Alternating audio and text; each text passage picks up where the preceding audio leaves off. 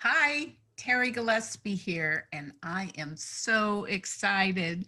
Welcome to episode 7 of Author Highlight with Terri. And I'm excited because award-winning author Gail Yes, Pallotta. is my special guest today, but we can't talk about her just yet because I have to take care of some business.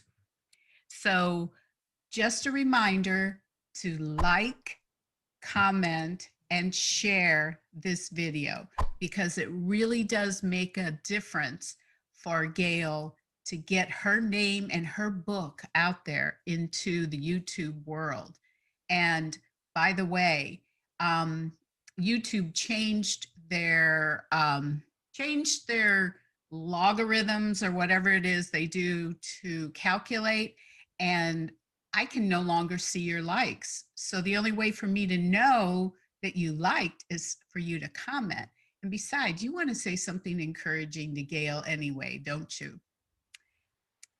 Be sure you subscribe because when that little dingy bell comes up, click on that and you'll be notified of any new episodes that I post. So that's very cool.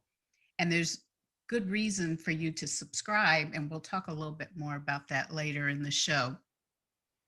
So this is official. Welcome, Gail. Oh, hi, Terri. Thanks so much for having me.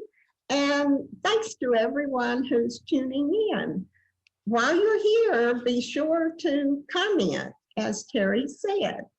I want to congratulate Terri. She has a new book in her Hair Maven series. It's called Really Bad Hair Day. And it sounds like lots of fun. So be sure to check it out.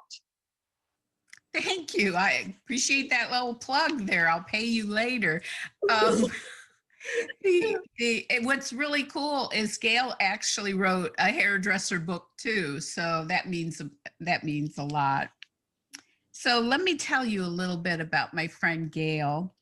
She's an award-winning author, a wife, a mom, a swimmer, a bargain shopper who loves God, beach sunsets, and getting together with friends and family. She's a 2013 Grace Award finalist. She's a Reader's Favorite 2017 Book Award winner and a Top Shelf 2020 Book Awards finalist in their fiction, comedy, and humor category, which I can attest, she is a hoot. She's published 6 books. She's published poems, short stories, and several hundred articles. And some of our articles appear in anthologies, and 2 are in museums. And Gail loves to connect with her reading friends and on Facebook, LinkedIn, BookBub, and via her website and blog. And her website is www.gailpallotta.com. And that's popped up on the screen thanks to my husband. And when we've also put those links down in the description section. So that's going to be a great way for you to get to know our Gail. So Gail, are there any other ways that you keep in touch with your readers? Well, no, but you're right. I do love to connect with my readers and my friends. I do chat on Facebook, and I post about my promotions and sales on Facebook and LinkedIn. And all of the information about my books is on my website and on BookBub. And I host a lot of Christian authors on my blog. I believe that Christian books are a good way to spread the gospel. And each author has her own voice, her own perspective, her own writing style, and different genres. So I see lots of opportunities there. I do post sometimes myself, mostly on special occasions like Christmas or Easter. And I have a newsletter that comes out about 3 or 4 times a year. There's a form on my website. If anyone would like to get it, I would love to have subscribers. It's just nice to have some way to check up and see what's going on. It's so true. And I love sending out newsletters to my readers because, and then they get to respond back. And it's nice to have that personal one-on-one without it being on social media. So, and by the way, all those important links that we talked about are down in that description section. And also a reminder that there is a blog interview of Gail where I go into a lot of more detailed information about her and about the story behind her book. But I thought it would be kind of fun for you to read from this new book, Cooking Up a Mystery. Okay, all right. I'll read from the first thing. Have to get my glasses.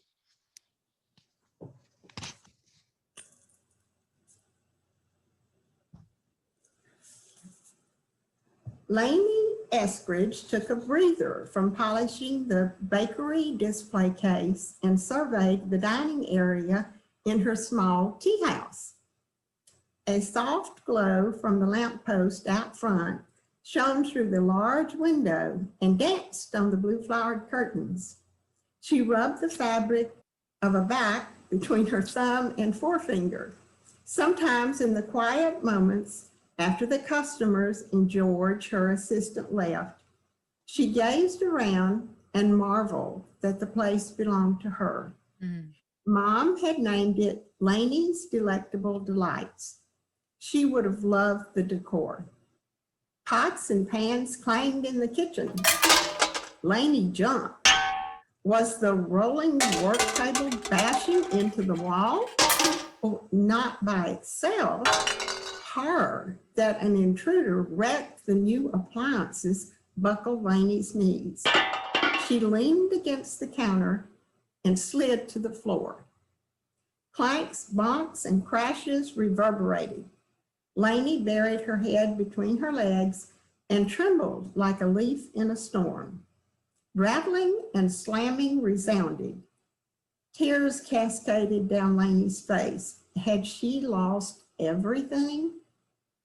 Silence fell as suddenly as the commotion had started, and the aroma of her bread baking tickled her nostrils. She raised her head and wiped her cheeks. Calling on all the strength she had left inside, she stood. Would her wobbly legs take her to the kitchen? Ooh, so it's almost like a little ghostly thing with that noise that she doesn't know. Yes, she actually at one point thinks she might have a ghost. Yeah. So that is just a little taste of the mystery and suspense that your readers will get to have when they read your book.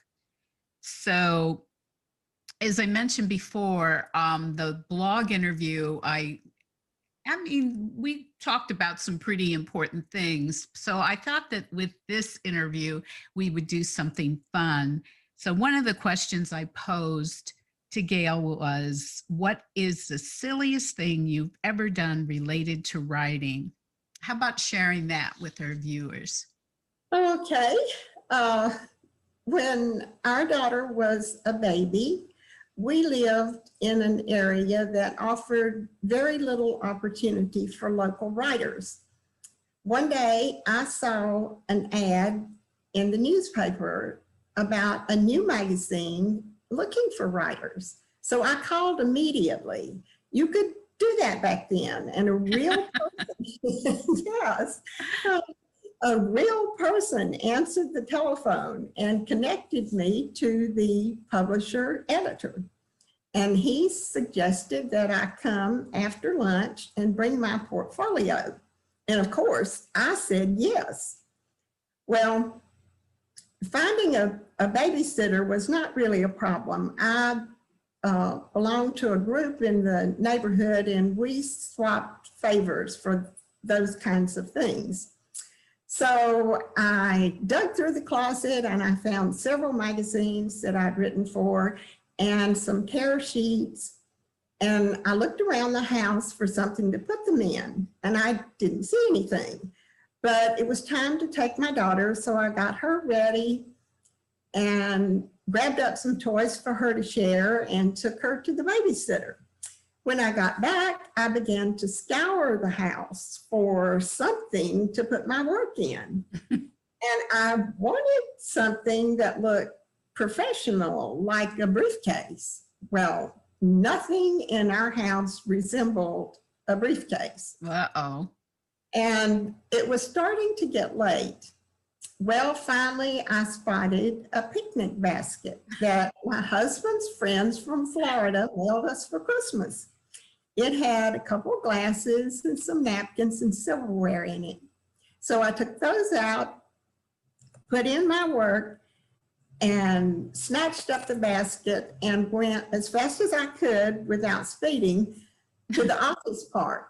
With only moments left, I entered the editor's desk. I caught my breath, I sat down, put the basket in my lap and folded my hands.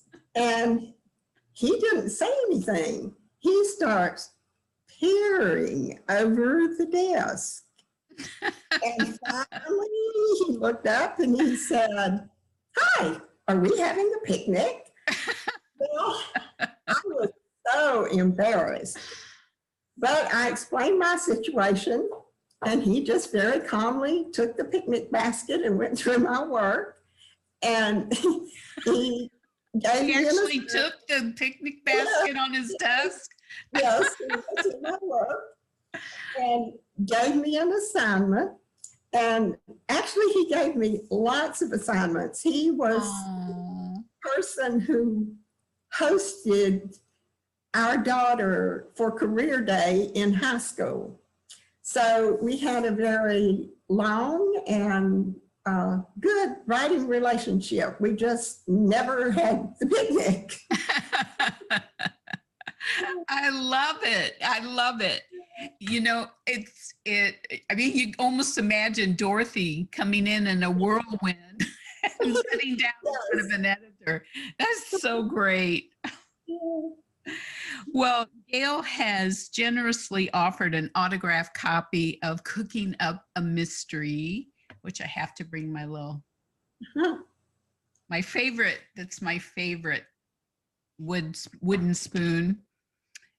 And she has some incredible recipes in the at the end of the book. And one of those recipes is in the blog, which I'm looking forward to. Oh, good. Good. Now, if you already have this book, it would make a great gift.